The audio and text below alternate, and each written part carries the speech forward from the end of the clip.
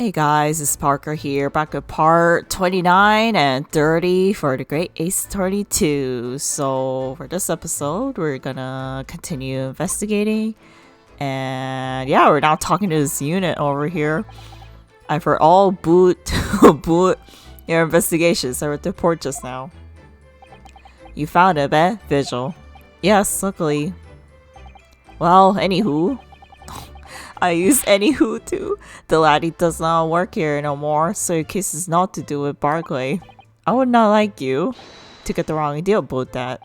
Of course, yes, Mr. Vigil stopped working here 10 years ago now, so... Yes, he's seen a dismissal notice, haven't we? He was given a chop. Hey, Kimmer, you came very well, so how about a wee handcuff biscuit? Oh, they really are like little handcuffs and as hard as irons too. So, what's brought you doing here today? Well, there's something else I'd like to ask you about, actually. Is that so?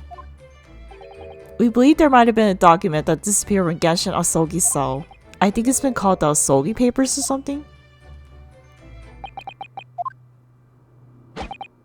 Did I not say Gregson's death is not to do with things that might happen at Barclay? Leave the past in the past, laddie. Let's not footer about with irrelevant details. His expression is changing me completely. We're clear onto something here.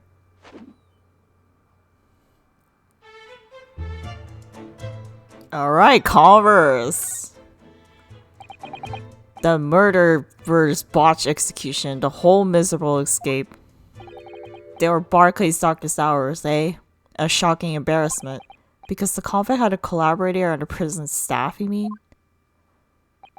Hey, for shame.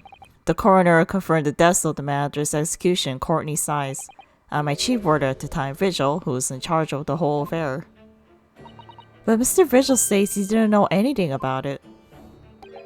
The rascal wouldn't say otherwise, eh? More handcuffs? Oh, how can I say no? You can never have too much iron in your diet. When Mr. Vigil's handed his dismissal notice as a result of what happened, he was so despairing he jumped out of your office window, didn't he?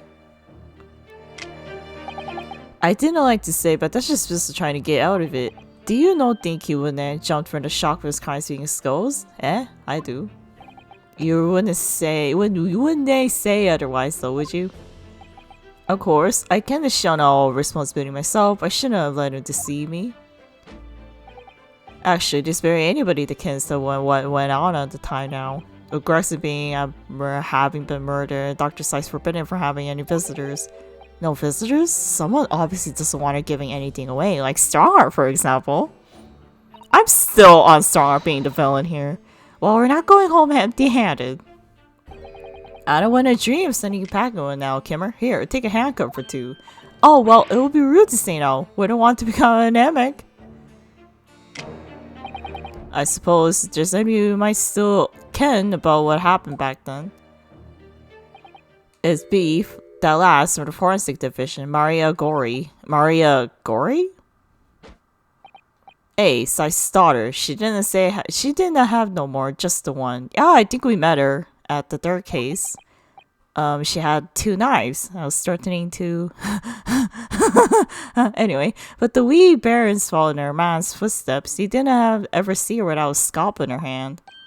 Ah, yeah, she wore that weird mask too. It's a pretty cool mask, but I wish she didn't like, get 2 knives and like threaten to dissect Ryusuke.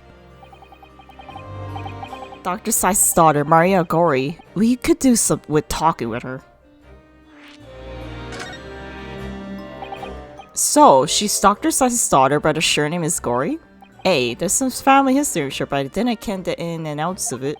She grew up watching her mom working with the bodies of folk who died in strange circumstances, and decided to do the same with her life. I can't understand myself. Perhaps she was driven by a deep respect for her mother. Perhaps. Anywho, she was in the charge of Gregson's autopsy, I believe. Right, and the coroner responsible for this incomplete report. Someone told me once the wee lassie always let her mom stories about cutting up bodies. There's even a rumor that she used to listen to funeral marches as a lullaby.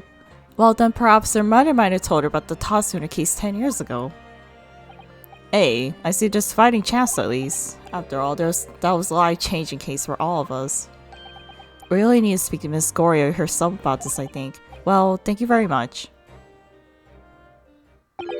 I'm not happy about any part of this. It took years for Londres to finally forget the whole professor business. Can you give up on this, laddie? Stop asking pointless questions. I'm sorry, I don't like judging up these painful memories for everyone. Can you... No, just stay away, no? Leave me alone and dinner come back here, eh? We have more to ask you, though. How do you come to ken about that, laddie? There's no many folk even here in the prison would have heard all those papers. Ah, well, I can't tell him Mr. Dredger told me. I'm afraid our sources must remain confidential, sir. We've been led to believe that the papers are actually a last will and testament, is that right? The professor's, or rather, Genshin Asogi's.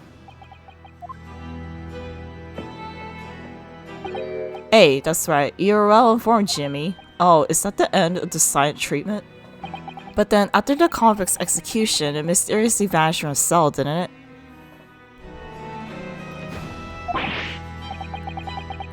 Havers, no, you're out that half-cocked there. I think you didn't get your facts straight. Whoops. It was there in the cell, exactly where it should have been. Oh, not that we heard, sir. Let me just have a wee hulk around here. I'm sure I can find it. Hey, here you are. See? The last one, Testament Genshin Asogi, written with a calligraphy brush. Of course, I cannot read a word of these Japanese squiggles, but I might say these all his worldly possessions to his son back in his homeland. Yes, that's correct. That's the gist of it. So these are the Asogi papers? Hey, of course they are. Papers written by Asogi, and ain't doubt about it. There's no mystery here, laddie. There's a lot. After all, this Strava showed a slice urban execution. We sent the man's positions back to his clan in Japan. That was the end of it. I think we ought to make a record of this, Miss Narholder, just in case. Okay. Okay, let me look at the evidence. Oh boy, we have so much evidence for this case. It's insane. But then again, it is the last trial. I, Genshin Asogi, hereby request that upon my death, any and all material possessions whilst belonging to me in London be delivered to my son, Kazuma Asogi, in the Pirate Japan. It is with deep sadness I accept my fate in this foreign land, in the knowledge I will never see my homeland or family again, but I regret nothing about my chosen path. Damn. Damn. One thing before you go on your way, Miss Naruto. Oh, yes? Those papers are not to do with Carson's death. I prefer if you didn't make no mention of them outside this office, or rather. I would not just prefer it. Consider an order for the highest levels of our government. I understand. Okay. I think that's it. I think we should show Kazuma his dad's last will. Hey Kazuma, here's your dad's shit. Kazuma, what do you make of this? Oh, okay, well. Okay, what is your dad's papers, but okay, Kazuma. But like, I wanted to meet Mario Gorey, so maybe you could let us. This came out in the trial, didn't it? As something a little dubious, I mean.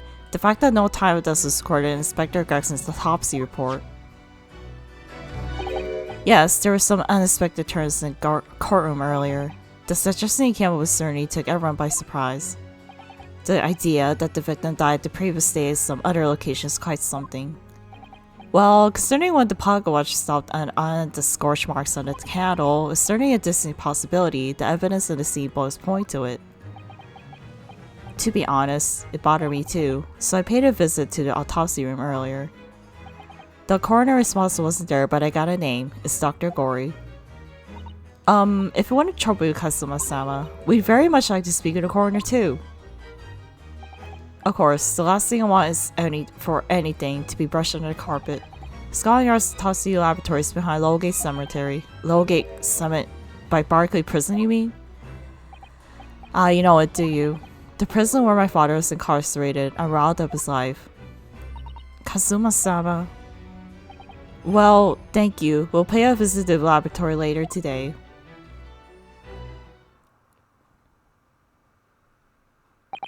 Ryunosuke, I want to thank you.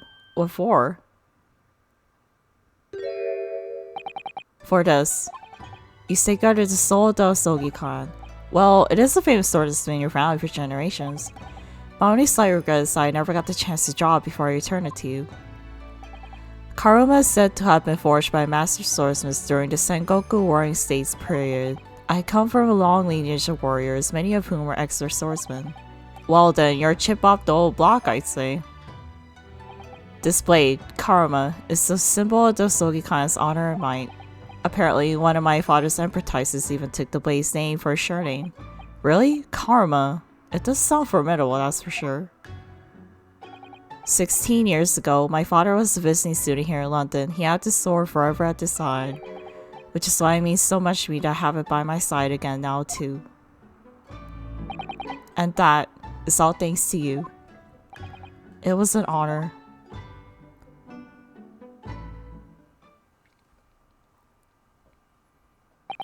Now, I have preparations to make for tomorrow. Perhaps I said a little too much. Kazuma, you've changed. No, Ryunosuke, I haven't changed at all. It's you who's changed. It's you who's changed. I can completely understand your resentment of Lord Van Zeeks given what happened, but the fact is those events in this case are, well, unrelated. Is that what you want to say? How can you be so sure? What do you mean?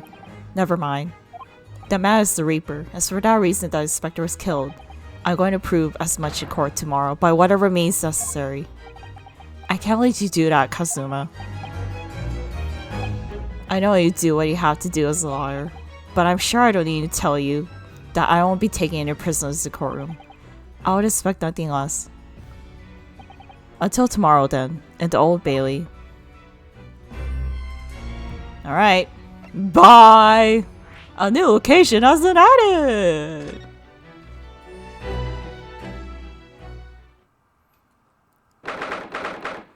Oh wow, she added, plushies? This place really is creepy, isn't it?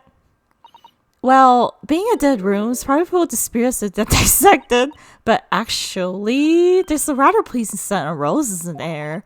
Well, being a dead room, the coroner probably needs a bowl sound like that to mask the door of death. Iris, do you think we could change the subject? That is not a sound I want to hear. What was that?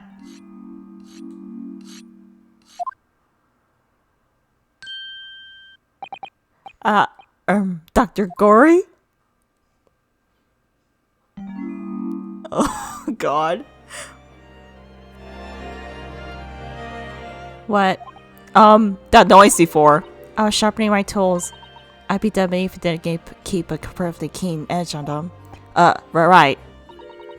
When following the collagen and fibers of the dermis, an expertly sharpened scalpel cuts like cheese. Would you like a demonstration? Oh, yes, please, I'd love to see. Then, I think you'll do nicely. Huh? No, I wouldn't do nicely at all. I mean, maybe some other time. Was that a tut? Well, we came here to ask questions, so... Okay, well, let's talk with her. I'm scared of her. We have actually met before. I'm a lawyer, if you remember.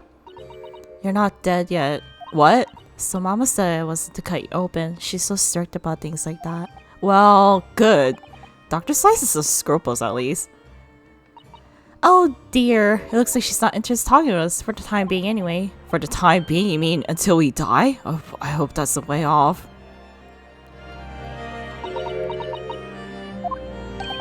Sorry, but I wasn't planning on dying anytime soon. Surely there's some less drastic way of making her listen. Maybe the autopsy report?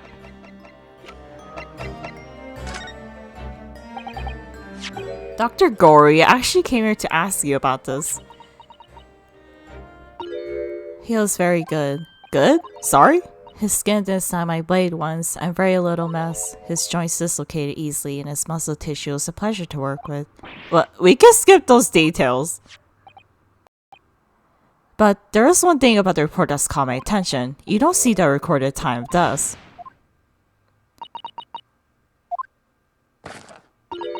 That's not my fault?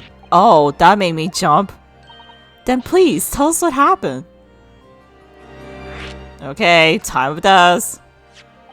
So, why does this autopsy report include the victim's time of death then? It's really the most crucial detail. I was told not to write it. What? By whom? Mayor Strongheart, the Lord Chief Justice, he came here. Lord Strong came? He said that from the witness statements about the gunshot and the other evidence, it was obvious. The man clearly died at 5 p.m. on 1st November when the gunshot was heard.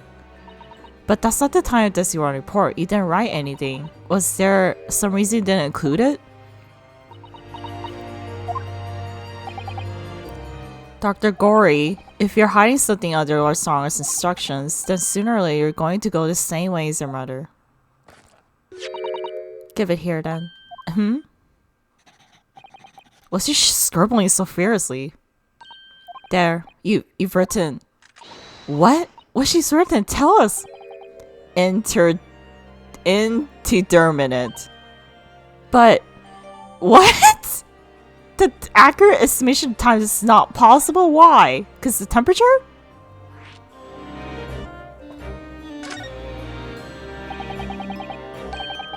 What do you mean by that? Well, how's the time of death indeterminate? When the specimen was brought in, it was still fresh, so the time of death could easily have coincided with when the gunshot was heard. But there was one small discrepancy. What discrepancy? There was some fried fish in the pocket of the specimen's overcoat. And that fish had started to rot? What? If the victim liked fried fish, she presumably liked to eat it before it went off. Well, yes, what are you really trying to say? So the corpse was like a week old or something? It's possible someone tried to manipulate the apparent time of death. Is that even possible to do? Theoretically, if you were to chill the body in ice, you could delay the onset of putrefaction. And if the overcoat was on the body at the time, then only the fish would have started to rot. With today's science, it's not yet possible to determine if the body was chilled or not. But today's science is fast enough to let you freeze a corpse, it seems. But surely, to chill a corpse like that would require an enormous electrical refrigerator, and I don't imagine many houses in London are equipped with such a device. No, definitely not. But maybe in a factory? With some other special places? I don't recall seeing any factories such like on Fresno Street though. I wonder, if the Spectre's body had been chilled somehow, what might the actual time of death have been? I couldn't say for sure. But at the most, it might have been a day earlier. No. In other words, it would corroborate with your previous deduction, Ms. Naruhodo. That Inspector Gus was killed a day before his body was discovered at a different location. Did you inform Lord Star of this possibility? He simply said there were no electrical refrigerators at the sinuses in the vicinity. We just have more questions more than answers. Oh yes, one other thing, something Governor Barkley President told us. He said that your mother, Dr. Size, was responsible for confirming the deaths of the professor after his execution. The professor. Apparently you always enjoyed listening to your mother's stories about her work, so we were wondering if you might know something about what happened 10 years ago. Oops. My butterfingers? That's not all Mama did. Sorry? My mama carried out the autopsy of Clint Van Zeeks as well. What? Really? The brother of Lord Van Zeeks, the professor's final victim. The idea of carrying out an autopsy on a member of the aristocracy was completely unthinkable back then. But the detective in charge of the investigation insisted, and it was miraculously authorized. That detective being Inspector Gregson, of course. Quite an accomplishment for one man. The autopsy provided the vital clue needed to arrest the killer. And Mama was there for that her historic event. What does all this mean? You know, the amazing autopsy happened right here in this very room. The professor and Clint Van Zieks. They both spent their final moments before their burial on that dissection table there. So this lab, Mama's lab, is instrumental in some of the country's most important events. She really is proud of her mother. I wonder if you'd tell us more exactly about what happened back then, Dr. Gorey?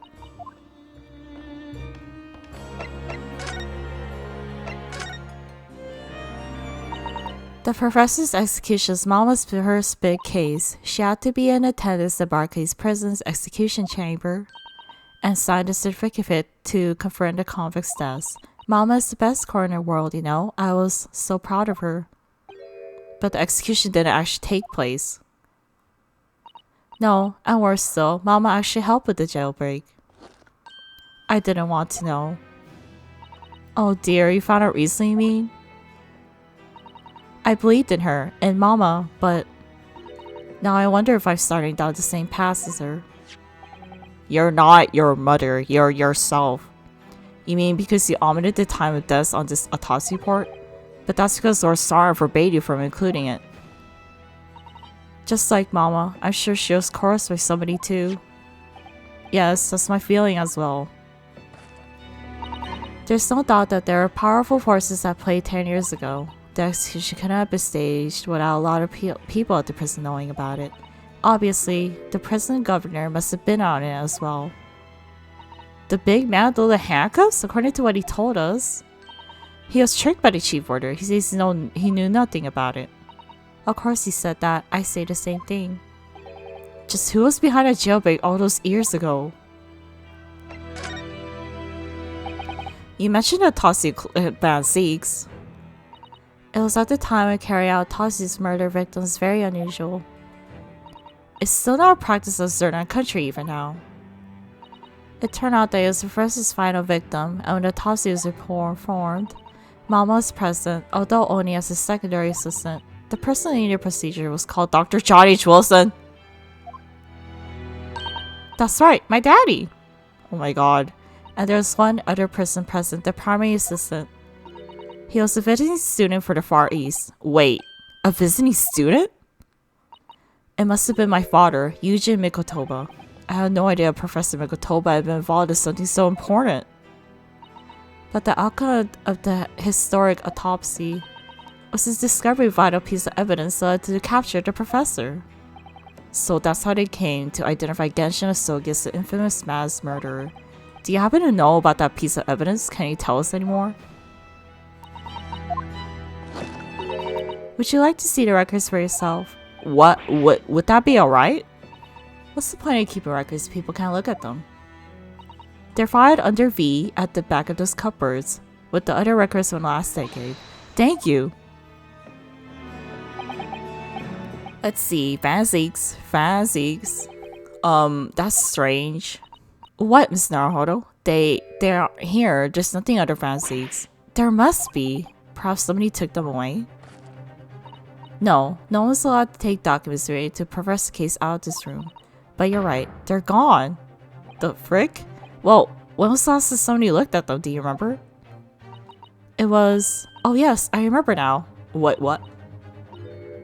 Was it... It was 2 years ago? A custodian detective came one day saying that he'd like to see the records. He just remembered this from 2 years ago. I can't remember what I ate yesterday. No, you don't mean... Herlock Sholmes was his name. Sholmes? Deep down I knew that was coming.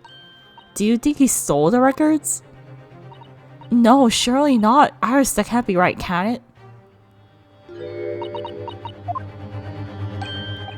Iris?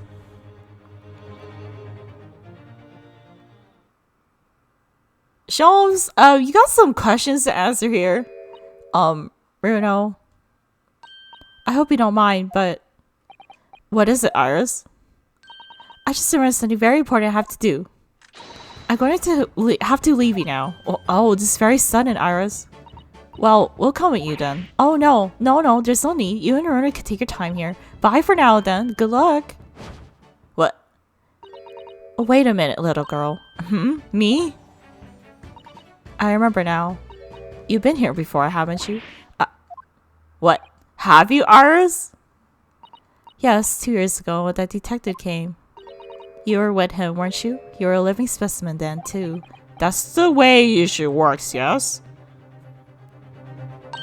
Was I? I don't really remember. Anyway, sorry, but a mustache. Wait, Iris. I'll brew up a potpourri when you get home. Did you take the documents, Iris? What's the matter with her? She's behaving really strange all of a sudden. Well, in that case, it won't keep you any longer either. It's been quite a while since I had any visitors. This is really fun. But next time you come, I prefer if you're ready for a dissection. I can't make any promises, sorry. It's a bit strange that the records of Clint Fantasies' Autopsy have disappeared, but I think we asked all we came to ask now.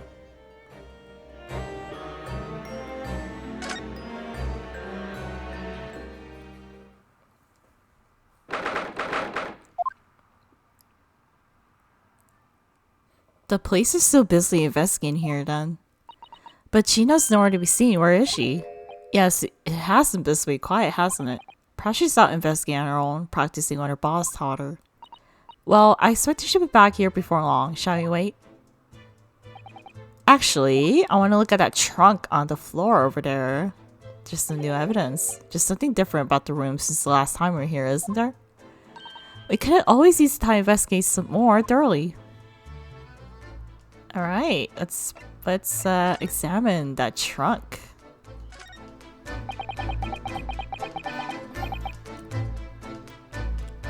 This little trunk wasn't here before, was it? Oh, it appears to be made of metal. It must be very heavy. I wonder to whom it belongs. To whom? Gregson's, maybe? There are some initials outside. Look, TG. As that's one of the police need to know how it came to be here. Oi! What do you think you're doing? That's my trunk, that is. Hands off. Hey, Gina. Where were you hiding? In the chimney? I don't know. You leave something unattended for a few seconds, and every Tom, Dick, and Harry's got his greedy eyes on it. Just a wild guess, Gina, but... What? Spit it out, Otto. Is it fair to say you already owned that trunk since this morning's trial? What? What are you trying to say? Come on, this trunk goes to me everywhere. Always has. Where have you been in the last year? Try not to carry your ass, mainly. Oh, it's Gina's trunk.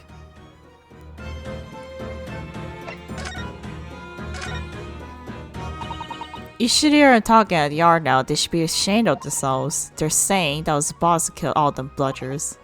You mean the whole Reaper thing? Yeah. Apparently the boss is making stuff that no one else in the yard knew nothing about. Stuff to do with all the criminals who got off scot-free. Yes, the ones prosecutor Lord Van Siegs who used bribery and corruption to evade conviction. Well then, obviously it was that blooming Reaper giving the orders, weren't it? But why would people be suspecting Inspector Gregson of being involved in the killings? There was a notebook in his office. Oh no, this doesn't sound good. Details about all the crimes that have been pegged as the Reaper's work. What? No. Did you see it, Gina? Did you see the notebook? They wouldn't. They even let me, because I'm just an apprentice apparently. But it was me who found it, and it was my boss. That's right. I was pretty miffed about it, so... Hey, whoops. I sneaked a peek at what it said anyway. Oh, that's her, Gina. Okay. Secret notebook. So, you managed to see what was written in Gregson's secret notebook anyway, did you? Wait, I see it. It's my right to read what he wrote. And what had he written, Gina? Dates, times, places, names, and a whole long list of them. All these for the budget supposed to have been done in by the Reaper. But there could have been an explanation for that.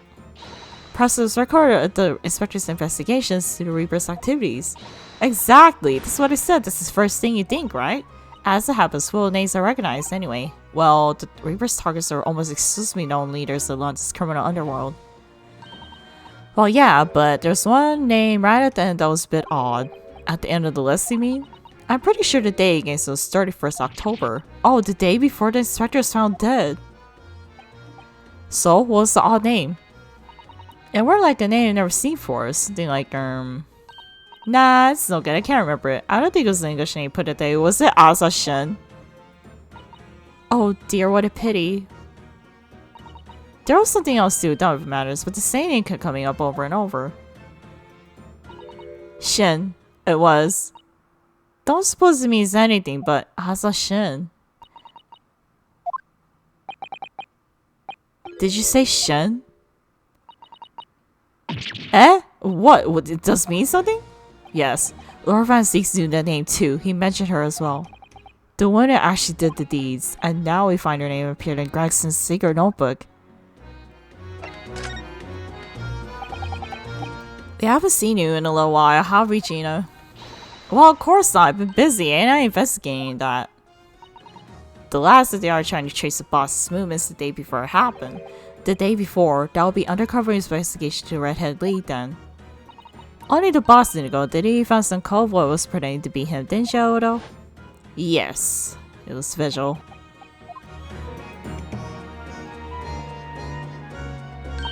Well, anyway, you ain't the only one turning stuff up. I got me own ways of getting results. Toby! Toby! When me and my partner are here to get together, there's nothing we can't track down. Oh, little Toby, such a faithful friend. So, have you tracked anything down then? What do you think? Yeah, of course I'll catch you up. Can't tell you though. Police business, isn't it? Ugh. Anyway, the point is, if you all ever need any help, you know who to turn to, right? Me and the Hellhound here. Right, because he looks oh so hellish on us. The Hellhound?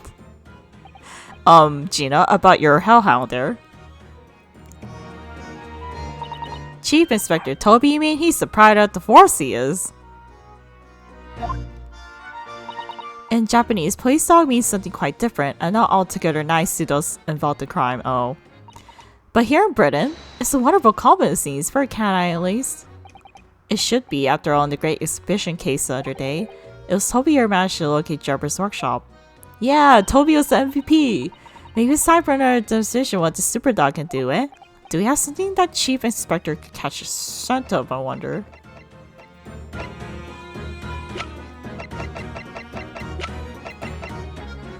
What about the wig? Well, Chief Inspector Toby, if you don't mind having a sniff of this.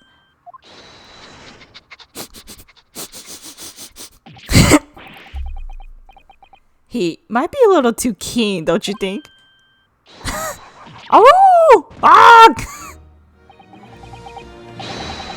The Chief Inspector made short work of Gina there. Are you okay, Gina? Woof! Ah, look what he's gone to. Oh my, the trunk clearly still has a very strong scent of Inspector Gregson. In other words, it must have belonged to him.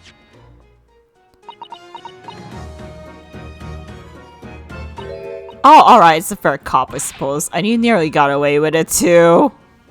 You always talk so proud of Chief Inspector Toby's nose and what he can achieve. Did I not cross your mind that I might identify something that was right next to us? Yeah, that was a bit of a bloomer, weren't it? That's enough now then, Gina. Eh? I think it's time to tell us the truth about that trunk. It weren't like that. It just weren't. What are you talking about? I know what's going through the head of yours, but that ain't what happened. Alright then, what did happen? Well, like I said before, you're trying to chase the boss's movements. So let Toby here have a whiff of the boss's overcoat, and as soon as it's done, it went up like a shot. Straight to the sandwich. To a sandwich? Not to a bag of chips? Mr. Naruhodo, I believe Gina means the witness. You know, the freaking existential crisis old man, Mr. Sandwich.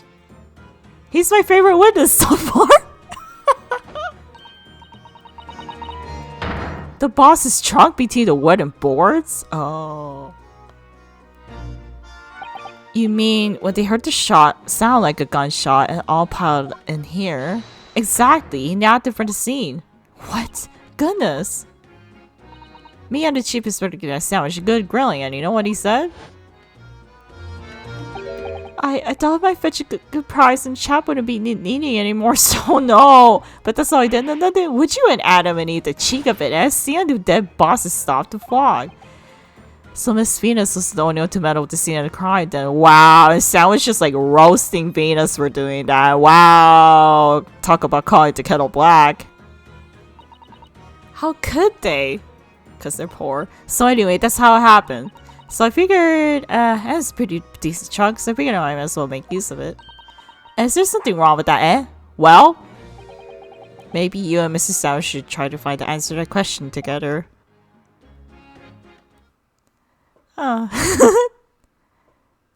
I don't know, I was just like looking at Toby's paws and just like, it's so cute. I think perhaps the trunk should be turned over to police, don't you? What are you on about? I am the police. Gina, if you wouldn't mind, could we maybe examine it? Yeah, alright then. Do what you want with it. Thank you. We shall make a detailed record of our examination of the evidence. Alright.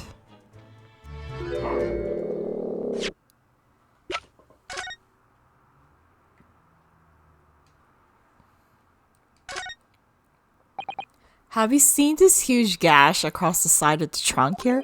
It's gone right through the leather and to the metal behind. Gosh, jolly gee gosh, for a metal chest like this have been so badly damaged. Whatever made the gash when it struck the side of this trunk with considerable force, but what? I wonder what happened. Just blood in here.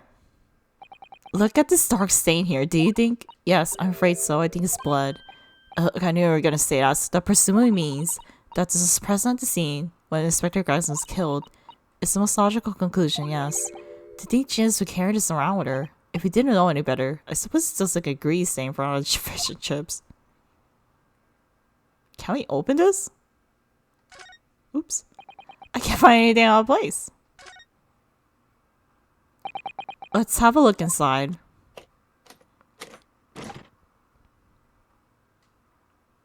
What the? Look, there's something inside. Oh, let's see. It appears to be a passport authorizing him to travel overseas. Was Inspector Gregson about to go on a trip abroad? Then he was trying to go to France, Paris. Perhaps the day of departure might tell us something. That was... Oh, what is it?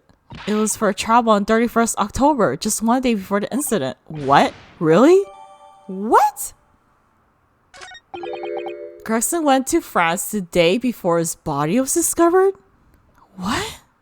Then did he die in France or something? Wait, what is this? It looks like a fragment of metal of some sort, but its wedge is so tight I can't remove it. Well, don't cut yourself. Better leave it, I think. Why? What? Okay. Think we examine this.